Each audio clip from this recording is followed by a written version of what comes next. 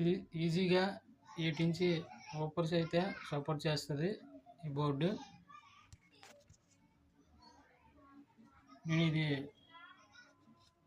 Setup బాక్స్లో అయితే set చేశాను.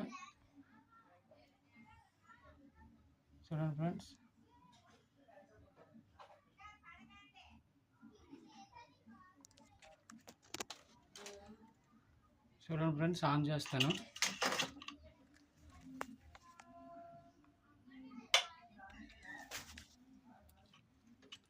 ఇది 8 వోల్టేజ్ నుంచి 24 వోల్ట్స్ దాకా సపోర్ట్ చేస్తుంది ఫ్రెండ్స్ మనకి ఇది.